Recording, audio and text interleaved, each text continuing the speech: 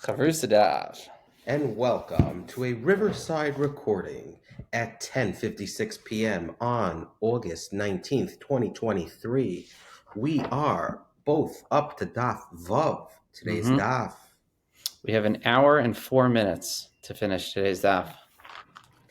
I honestly, you're going to say, "Oh, let's learn tomorrow morning." I don't want to learn tomorrow morning. I don't want to learn too close. I don't want to overdo it. Oh, well, when you take a Hatzalah call and then, stand I up was tired. stand up. Yeah. Pardon Binyamin's me. referencing an event that happened earlier today in which I took a Hatzalah call and then I went to sleep and I overslept. But I was too tired. And both days Rosh Chodesh, I woke up early for Elul. Mm-hmm. All right. This episode of Chavrusa Daf is in honor of my son Chanoch Langer. Why? It's his birthday coming up in September, and wasn't feeling so good. Took him for a strep test, and it was negative. My throat's hurting. Could just be we're all a little bit under the weather, you know? All right. Arufu Shalema. And should be schos. These dafin are not. There's no gimmies on these dafs. You know? Well, let's see what 6 has to offer. Okay. Here we When go. a man wishes to betroth a woman, I'm up to the 2 dots, the Tanur Yep, Rabbanan. that's exactly where I'm up to also. Okay. The standard declaration he recites is, "Behold, you are betrothed to me." The Gemara now cites a brisa that lists several other expressions which may serve as declarations of Kiddushin. Tanur Rabbanan. If a man says to a woman, "Harei at ishti," behold, you are my wife. "Harei at arusasi," behold, you are my betrothed. "Harei at knuyali," behold, you are acquired unto me. Mikudesh, as she is thereby.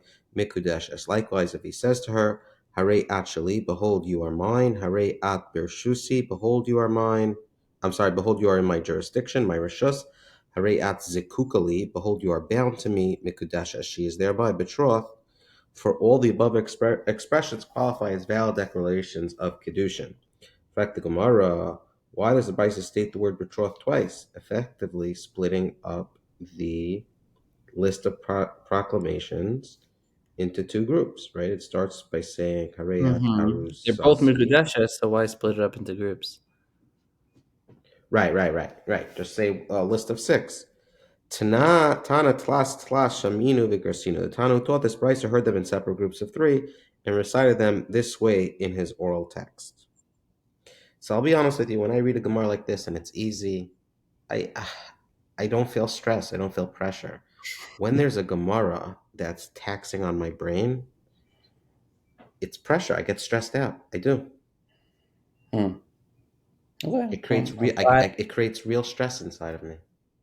I'm glad that you were able to find a non-stressful Gemara. But here's the thing: with I just learned about stress recently.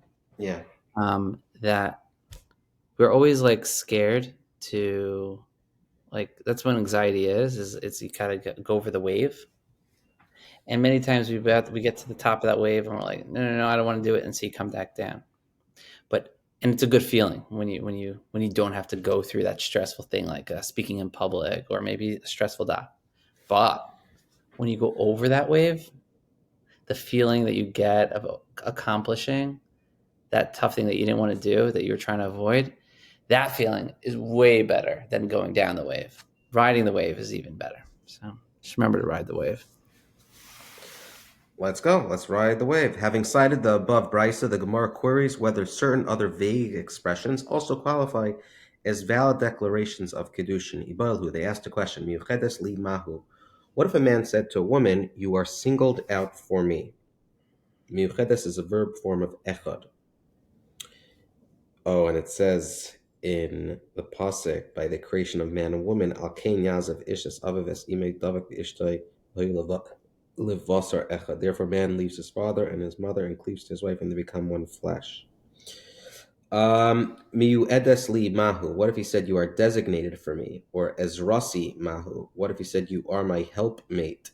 Negdasi mahu. What of "You are my counterpart"? Atsurasi mahu. What of "You are my gathered one"? Salasi mahu. You are my rib. Sigurasi mahu. You are my closed one. So these are basically all Tach from that pasuk. Tachtai mahu. You are my replacement. Tifu Sasi mahu. By the way, I didn't look at the answer. I'm going to say these are not good. I'm Tifu thinking they Sasi are. mahu. They're also very romantic. Some of them. Some of them are a little awkward. What's Tachta? You are my replacement. Oh, Yeah, good that one's. question. Yeah, that one's. Don't know. Lekuchasi mahu. You are my taken one. Ooh, taken. Shoit miho chada. We may resolve at least one of the above questions. The Tanya, for was taught in the Brisa, ha'omer lekuchasi. If one says to a woman, "You are my taken one," hare zu mikudashas. She is hereby betrothed to him. Mishum shenemar kikach ish isha. For it's written concerning Kiddushin, when a man shall take a woman. Hence, the last of expression cited above clearly qualifies as the digression of Kiddushin. But Lamaisa, we don't have an answer to the other vague expressions listed in the Brisa. Can you just listen to this for a second? Yeah, sure. Betrothed. Betrothed. Betrothed, says Google, not betrothed. Who said Betrothed. betrothed? Sounds like you were saying betrothed. Oh, then Betrothed. that's a mistake. Yeah, betrothed. Ah, Betrothed? Oh, sorry. Yeah, I made a mistake. betrothed. I apologize. All right, no. We're going to be hearing that word a lot this Masechta, so I figured let's nip it, in that bud. Betrothed. Oh, it's also easier to say than betrothed. No, Maybe it is that's why. betrothed. Right. That's Oh, why I'm saying maybe I was saying it the other way. But yeah, once I heard betrothed when you said it, I was like, well, that's not a word. But yeah. gosh, I can't believe I said that. The So, Gemara but examines yeah. one more ambiguous expression. What's that, Rabbi Yamin? No, I was going to say because we answered it for one, and I We don't don't know. know. The others, it's not a proof as to the others. Okay. Charufasi mahu. What if a man said to a woman, "You are my charufa"? Charufasi is derivative of necharefes, renders as designated or singled out. The pasuk in which it appears discusses the law of a Canaanite maidservant who is necharefes leish, designated to a Mm. man. I thought it's like charif, like you are my spicy one, Yeah, my sharpie. my sharpie. Toshma, a proof is brought that is indeed a valid language of Kiddushin. The Oh, Tanya, we say charafasi. Don't we say? Oh no. Yeah, by kaparas. Ze chalifasi, ze timurasi, ze kaparas. So the first one is that he said charufasi. chali, he said chali. Oh, never mind. That's like an exchange, no? Right. I think that's where I was thinking of it. Okay. And this is designated. Yeah. Okay. Not Well, we'll bad. see. Right now, we don't know yet, but we did get an explanation from the art scroll. Okay, the Tanya is 20 right. So, if one says to a woman, "You are my charufa," she is thereby betrothed to him. Shekain bihuda kain larusa charufa. For in the land of Judea, Yehuda, they called a betrothed. Is that the wrong way of saying it? Betrothed? Betrothed. Oh my gosh. They call a betrothed woman a charufa. Yehuda have a Rubid Amma, and is Yehuda most of the world? Just because Harufa connotes Kedushin and Yehuda doesn't indicate that the expression has similar meaning in the other lands. And for the Gemara, let's learn the rights of this. Hachi Kamar. If one says to a woman, "You are my charufa," she is thereby betrothed. Shenemar v'hi shivcha necharefes le'ish. For it says in the pasuk, "And she is a maidservant designated to a man." The pasuk refers to a female Canaanite slave who is designated as the wife of a Hebrew servant. It teaches that if another man has intimate relations with this woman, he must bring a sin offering, and she is given lashes. And furthermore, and furthermore, in Yehuda, they call a betrothed woman a charufa. The ruling thus draws support not only from Judea's custom, but from scripture as well. Yehuda v'oid lekra, and would the Brisa cite the custom of Yehuda as further proof to a pasuk? If the ruling can indeed be substantiated from a pasuk, no further evidence is needed, Rabbi Yamin. Elahachi kamar, Rather, the Gemara is now going to suggest a new reading of the Brisa, limiting the application of its ruling to within Yehuda itself. This is what the Brisa means to say, Rabbi Yamin. Ha'ime charufa bihuda mikudeshes. If one says to a woman, "You are my charufa," then providing that his declaration takes place in Yehuda, she is betrothed. Shekain bihuda kain larusa charufa. From Yehuda, they call a betrothed woman a charufa. So this that the pasuk says charufa, it's really only applicable in cases in which they taka call their betrothed charufa. Other than that, it's not enough. It's not enough. What are you looking at? I want to know where my mic is. Are you able to hear me well? Very well. Okay. Okay, good. Sorry, I was getting distracted because a lot of times I can get on a Zoom call and I have my Gemara on top of my keyboard, and I wanted to make sure I wasn't blocking the mic, so I wanted to look where the mic is. But Were you trying to talk and I wasn't listening? Is that where this is stemming from? yeah, maybe the audio is a bit lagged, perhaps. Oh, what would you like to say, Rabbi Yamin? Oh no! I just wanted to make sure. Nothing to say right now. I know your father was by you for Shabbos. Yeah, so maybe we'll dedicate tomorrow's learning. My nephew went to Eretz Yisrael tonight, so I actually drove him to the airport He's with going my to Torah parents. R, right? Very good. Yep. So we are excited for him. Big boy, growing up, first year base measures. He went to Darchi, right? He was in Darcha. Yep. All right. Is he excited? Is he nervous? Where is he holding? He's both, definitely both. What's But I his think first name? Ami? Ami. Yeah. Well, I am going, Mertz Hashem, to Eretz Yisrael in a couple of weeks, a few weeks, Oh, a month. really? So Well, if you need me to bring a pack of meat or you're some going for seconds? strange suitcase, really after Rosh Hashanah. But if any robbers are listening to this, someone will be staying in my home the entire duration of my absence. All right. After Rosh Hashanah. Cool. My parents are also going to go. So Okay, I'll send so the meat with you, though. take it away. Tell me what the earlier the Gemara had asked. Of course. Earlier, the Gemara had asked whether Muchedesli, singled out for me, and Muedesli, designated for me, qualify as valid declarations for Kiddushin.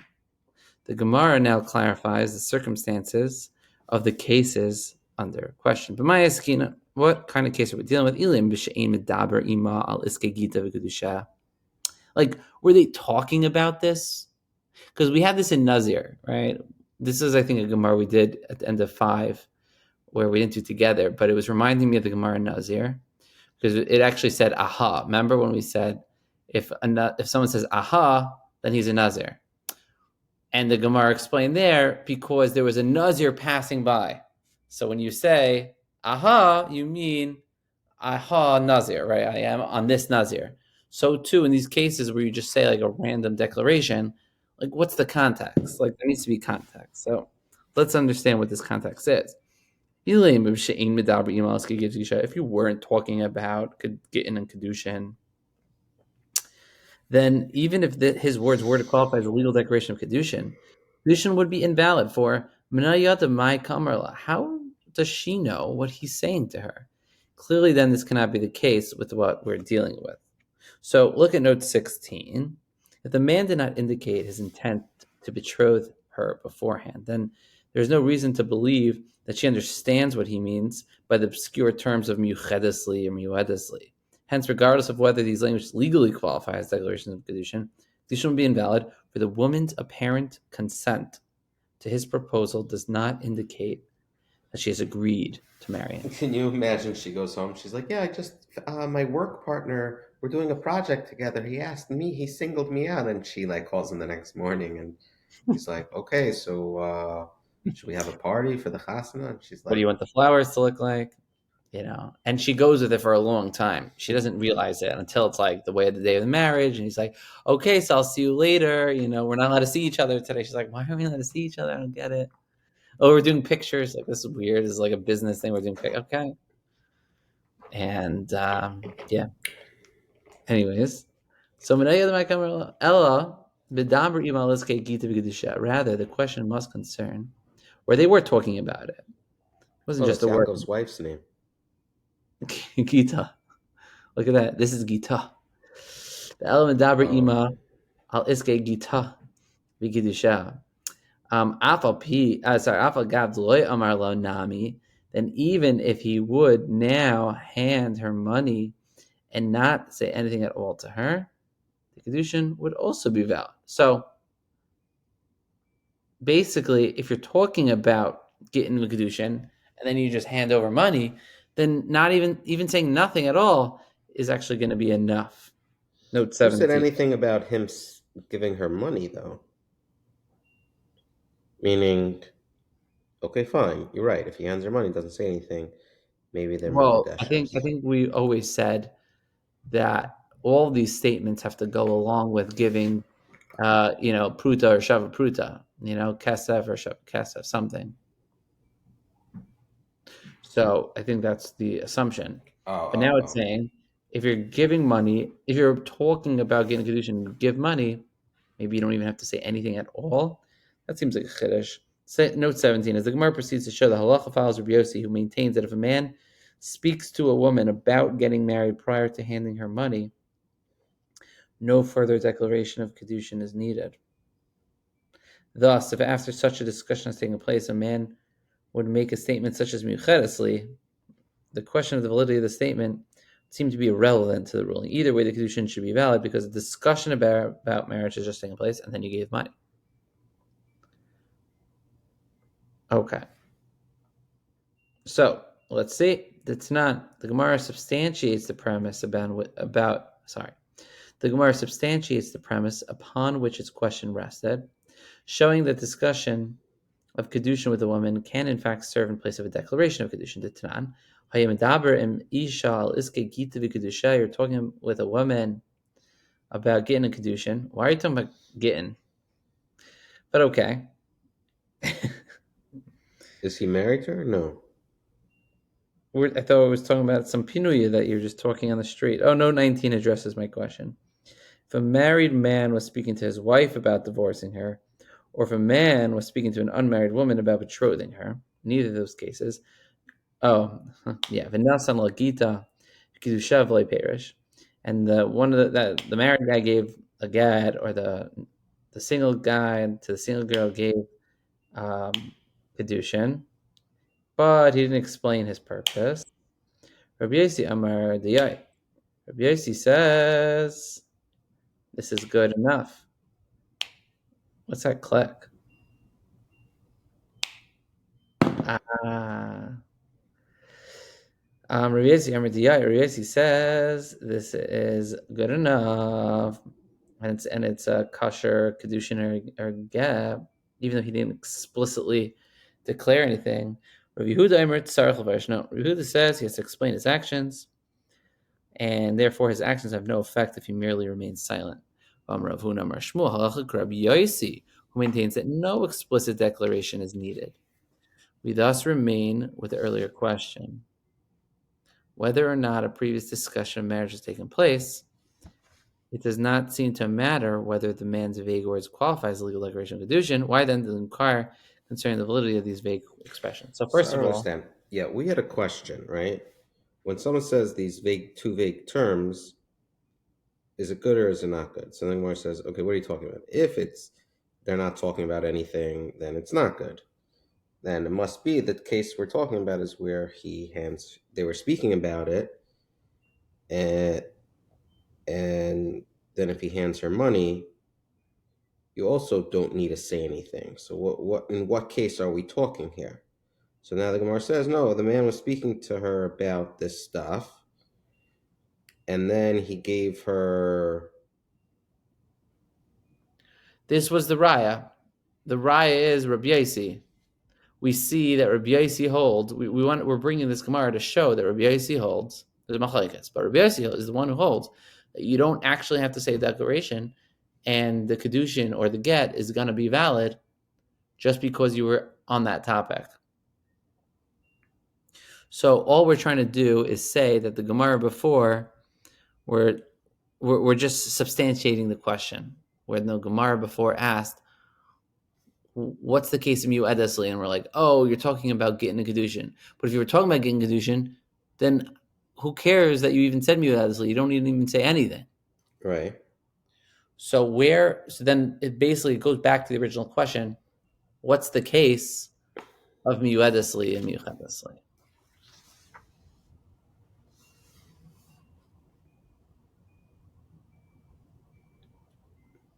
Right. Meaning, like, what in what case do we care that someone says miyuchedesli?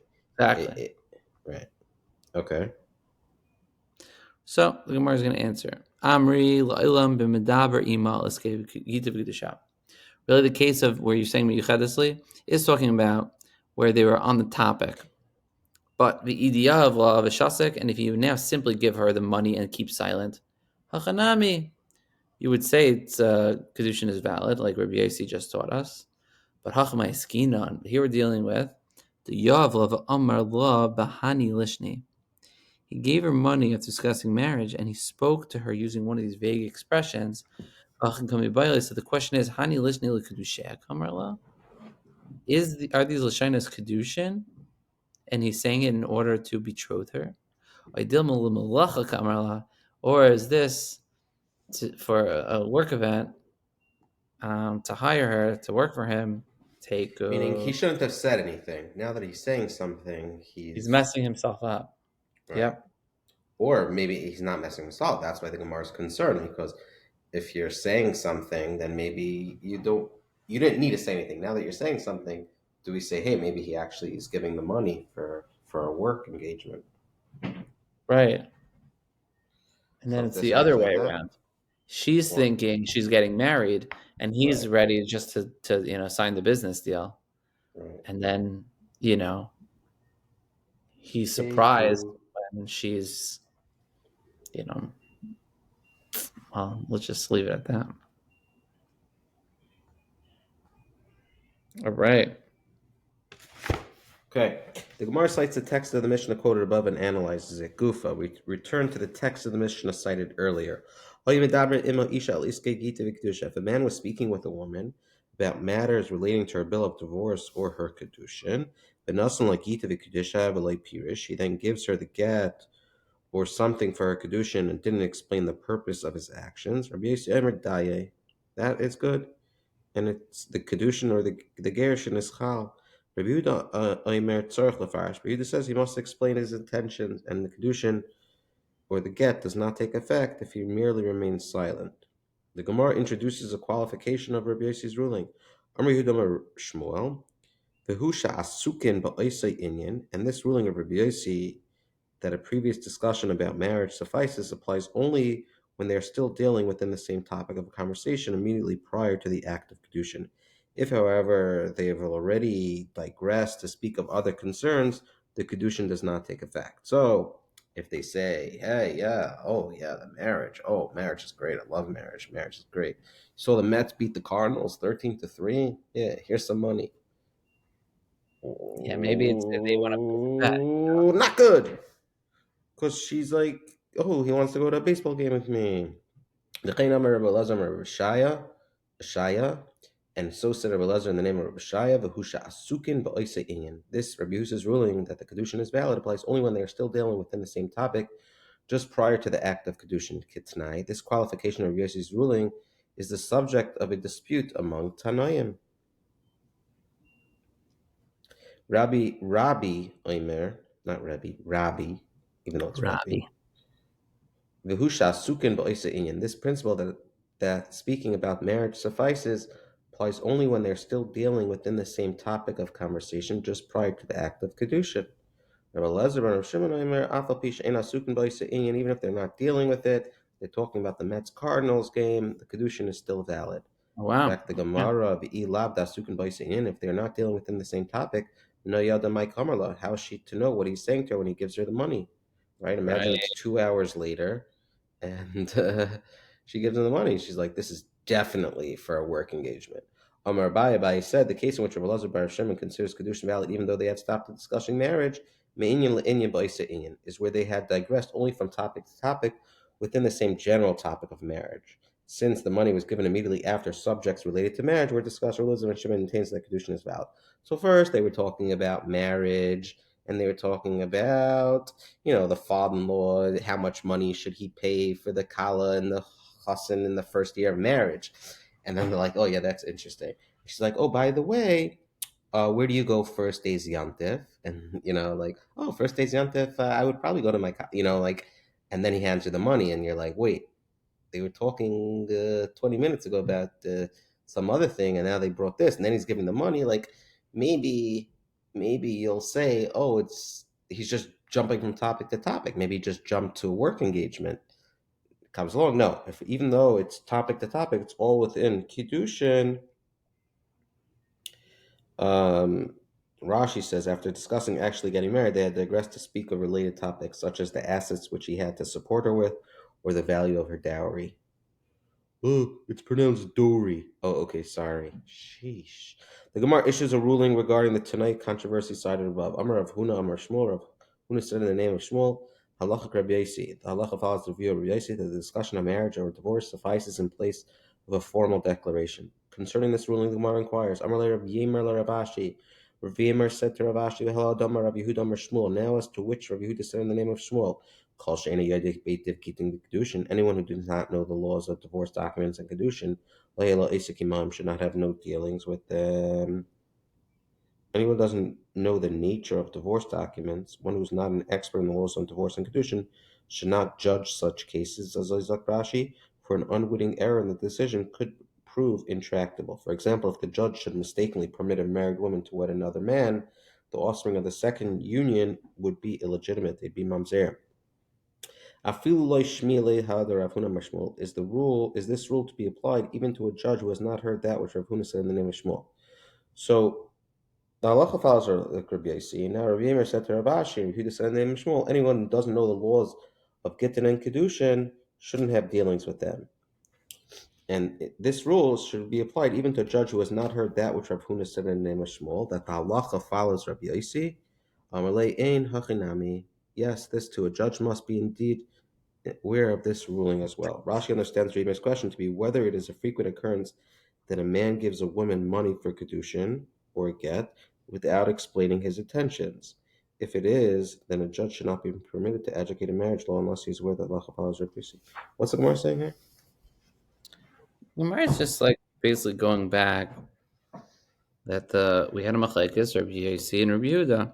Rabbi Yosi says that even if you don't actually say a formal declaration, but you're talking about kedushin, then it's a valid kedushin. So then the Gemara said, "Oh, by the way, it's really important. You need to know all the laws of kedushin because you could end up making someone a mamzer." And they said, "Oh, does it even include this halacha of Rabbi Yosi?" They said, "Yeah, it even includes this halacha of Rabbi Yosi." Oh, that you have to know that this would make someone married if they were talking about it. Yeah. Got it. The Gemara cites a portion. The Gemara cites a portion of Shmuel's earlier statement and posed a related question. V'chein begershin. Shmuel stated, and so too with divorce. Nasan like Gitav Amarla, if a man gave his wife a get and said to her one of the following declarations: Hareyat Meshulachas, behold, you are sent away. Hareyat Megairashes, behold, you are divorced. Hareyat Muter Sechal Adam, behold, you are permitted to any man. Harehi Megairashes, the law is that she is hereby divorced from him. For all these expressions are fitting declarations of divorce. Pshita Nasan like Gitav Amarla Ishte. Clearly, if a man gives his wife a bill of divorce and said, Hareyat Bas Chayrin, behold, you are a free woman. Lawyer of Klum, he in fact said nothing, for such a declaration does not convey divorce. Since a woman is not enslaved, it's inaccurate to characterize a divorced woman who is as one who is free. Thus, when language is used, the divorce is invalid. I don't understand. Did I he didn't just give know. her a get? Yeah, I didn't know you have to say anything. I don't know if you have to. Maybe he just messed himself up, though. Is there a declaration needed by get? I don't think so. The haraya, you send it with a shliach. Once it's in her domain, it's done. Or maybe they have to say something. I don't know. All right. Stand by. I'm going to ask the robot rabbi. So what's this robot rabbi you're telling me about? He's awesome. It's a robot AI someone created that has like full access to Torah, and you can ask it a question. And Does it'll, a man have to say anything to a woman when giving her a get? ooh, doesn't know what a get is? Parentheses. Yeah, it does. Bill of divorce. I'm just going to explain it. Um, or is handing the get to her enough? Now it's saying transcribing. I can't see anything. Oh, closer. Okay. Oh, yeah, I could see it now. No, he just wrote Oh, I think I backwards. just answered you something. Yeah. The delivery of a get, also known as bill of divorce, is indeed a delicate process in Jewish law. It requires precision and is steeped in tradition. According to Jewish law or halacha, just handing a get to the woman is not enough. The man must say to the woman during the handing over, Harayat muteret l'chol adam, which translates to "you are permitted to all men." This phrase is crucial as it symbolically and legally marks the end of the marriage bond. In the presence of a bezin, the husband hands over the document, stating clearly the aforementioned phrase. The woman must then accept the get, usually by extending her hands to receive it. Hmm. I didn't know Okay. that. Assuming that's correct. Okay, if a man gives a wife a bill of divorce and said to her, "Behold, you're a free woman," he has in fact said nothing at all.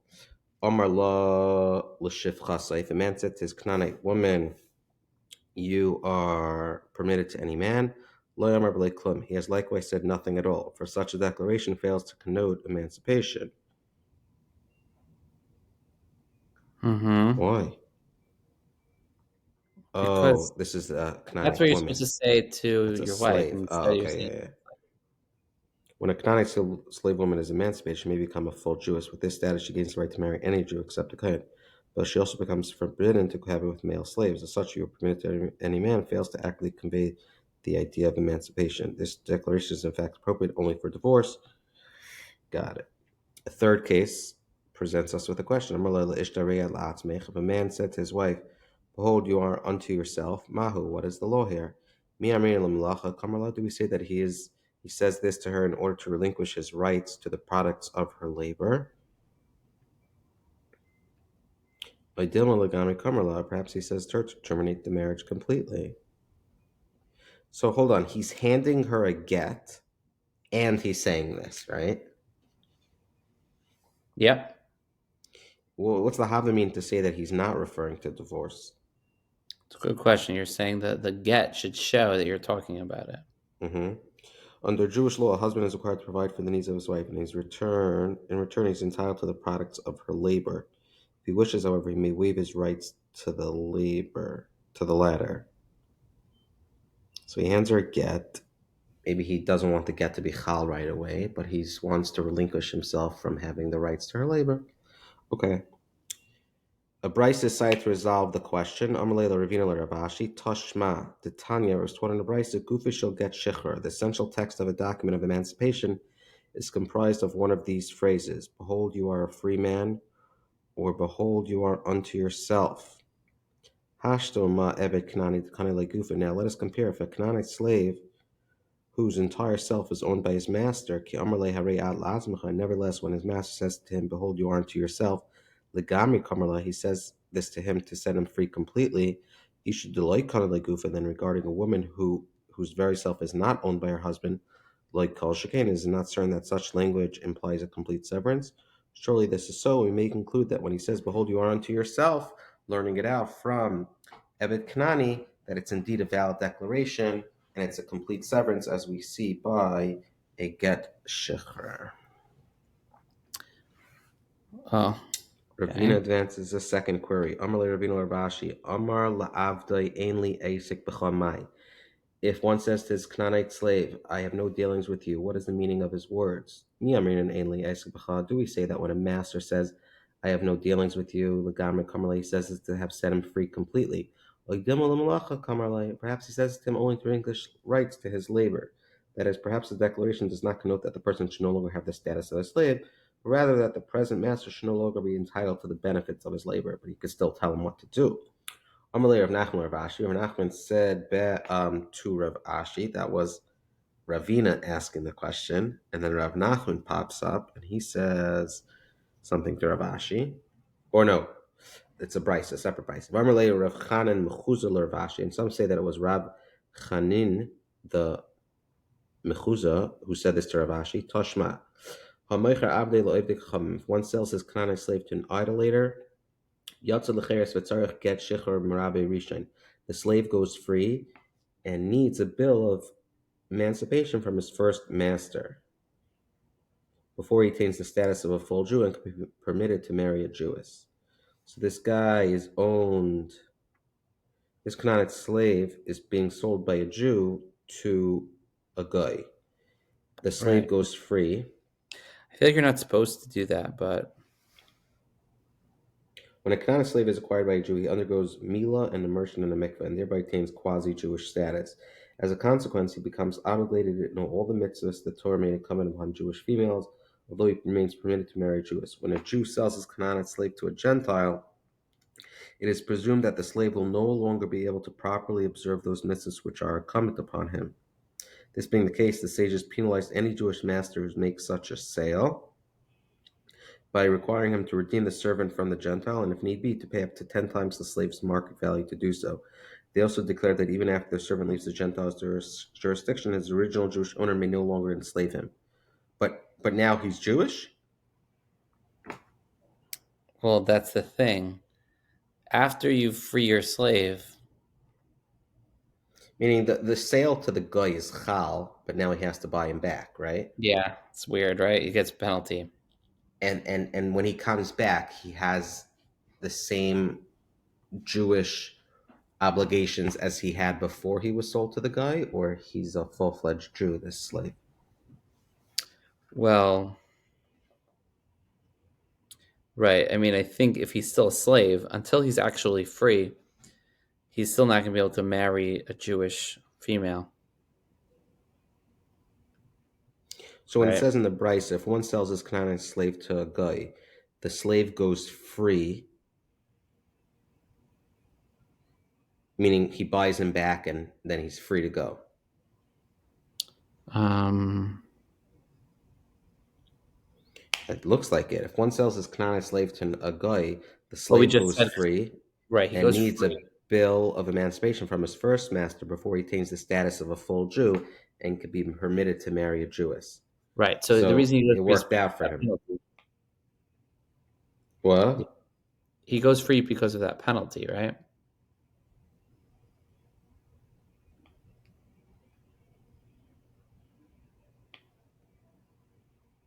So when he's in the guy's possession, the guy can't own another guy. He just acquires the rights to the slave's labor. The Canaan himself is therefore still owned by the Jew and then must thus obtain a bill of emancipation from his Jewish master in order to gain emancipation, in order to attain the status of a full Jew and become permitted to marry a Jewess. Got it. Amar Shimon ben Gamliel, Shimon Gamliel said, when it is said that this servant still needs a bill of emancipation, Shalei Kasav Alav Oinai, only when the Jewish owner did not write his document for him at the time he sold him to the Gentile. But if he in fact wrote his document for him at the time, then this suffices as his bill of emancipation, right? He sold it to him. So chances are, I would imagine, there are times where he's creating some sort of get shechur, right? Mm-hmm. So now he just An needs I-9? to buy him back. Oine is some sort of type of document. Okay.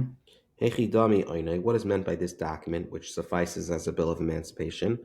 Amar Rav Sheshes to Kosovle Kishativrach Mimenu Ainli Esabecha. Rav Sheshes said it means that the Jewish master wrote for him, when you will flee from the idolater master, I will have no dealings with you. Now, since this text substitutes for a standard bill of emancipation, it is evident that the expression I have no dealings with you connotes full emancipation.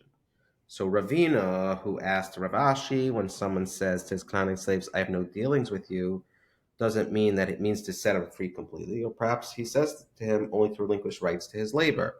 Comes along this case in which a Jew sells a slave to a guy and gives him at times a get shecher. In that get shechrar, it says the words "Ainli Asik B'cha," and we see that he doesn't have to write anything more because it's a full and complete emancipation, and So it notes a this is full where we're getting our emancipation. raya from.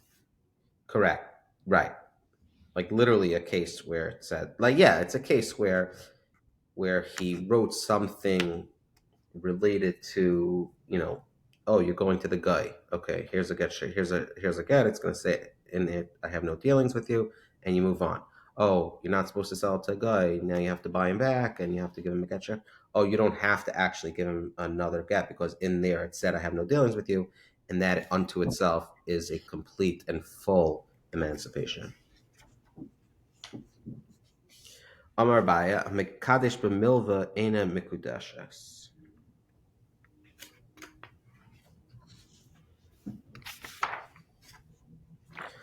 Amar Baya, Mekadesh b'milva ena mikudeshes. If one attempts to betroth a woman with a loan, she is not betrothed. The Kiddushin does Nice. not take effect. If a man declares to a woman, become betrothed to me with the loan that I lent you, instead of actually giving money for Kiddushin. So he was actually the one who lent her money. So remember that $150 I gave you? Yeah, I'm going to be Mikudeshes you with it. The Osir La'azis came with Aramis Ribis. Oh, I'm sorry. Bahanoa Milva Mikudeshes. If, however, he betroths her with the benefit of the loan, she indeed becomes betrothed. The Gemara is going to explain what that means. The Osir La'azis came with Aramis Ribis, but it is nevertheless forbidden to do so because of the rabbinic prohibition concerning evading interest. Although it is prohibited by Torah law to lend or borrow money at interest, it is possible to circumvent this issur in a variety of ways. Lending practices of this sort were forbidden by the rabbis and are referred to as haramas ribis, deceiving interest. Evasion of interest. So initially, when it says "Banos milva mikudashas," it's talking about some sort of interest on that loan. And she's like, "Oh, okay, I'm supposed to pay you now for part of that money." And he's like, "Oh no, keep it, and you're mikudashas to me." That's what I think it Mm-hmm. means. Hi, Well, Hanos Milva. What? yeah, it's about to ask. Yeah, hey Chidami, what does that mean? Ile medas kafa. If you're going to say that it means that when the man originally lent her money, he fixed interest payments upon her, that is, he told her to repay 4 coins with 5, and now he allows her to keep this fifth coin for kedushin. Haribis malyahu. This cannot be, for this additional charge is true interest. Why then would Abaya call kedushin by these means a mere evasion of the interest laws? Right, Hainu Right. milva, and furthermore, to betroth with the fifth coin is equivalent to betrothing her with a loan. The fifth coin is never his, rather she owes it to him, just as she owes the money she actually borrowed. By allowing her to keep it, then he merely gives her what she already owns. So, for multiple reasons, that can't be the case. The Gemara answers that a biased phrase, benefit of a loan, does not allude to the case of the fifth coin, but rather to a different case. Leitzricha de arvach lazimna. It is necessary. A buyer refers only to a case where the man extended the time span of the loan for her and said, become betrothed to me with this benefit that you derive from having your loan extended. Since she had not previously possessed this benefit, the Kiddushin takes effect.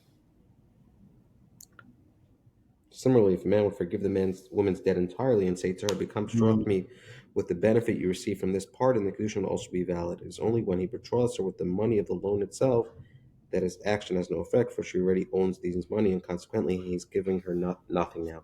I have a question though. Become betrothed to me with this benefit that you derive from having your loan extended. How is that? That's a value of time. That's not a Not shava interest, pruta. right? Yeah, Oh, in the case in the note, if you're going to forgive it, okay, fine, you're forgiving actual money. How do you become betrothed with the extension of time? How is that considered a shava pruta? because that's really what interest is, right? If you went to a bank and you said, "I Well, want to interest borrow is a hundred," actually money. no, but it's money plus time. If you said, "I want to borrow $100 for a month," they'll say, "Okay," and you pay us back. You have to pay us $110. And if you say, "Right, well, I want to pay you back in a year," they're not going to say, "Oh, in a year, give us $110." They're going to then say, "Well, then you have to pay back $200." Right? So then, actually, by extending the time and not increasing the payment, you've actually given a real value. Because now he's saying, oh, you have a whole year, but you still only have to pay me 110. You don't have to pay me 200. Mhm. So there's an actual value because time is money. Does that make sense? I'm kind So of making this up, yeah. but I feel like that's right. Amar Rava. Rava says if one gives money to another person and says, "Helech mana al manash tachzirei," take this mana on condition that you return it to me.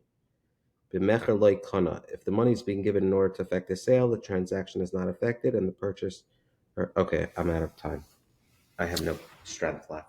All right, Shkach, I think this is great. We did a good amount. We did, right? Yeah, Amazing. Okay, we'll be a cashier tomorrow. We'll find some time. but not in the morning. I don't know. Maybe. Who You'll knows? see. All right, fine. Okay. Bye, Latov. Wait 1 second. Bye.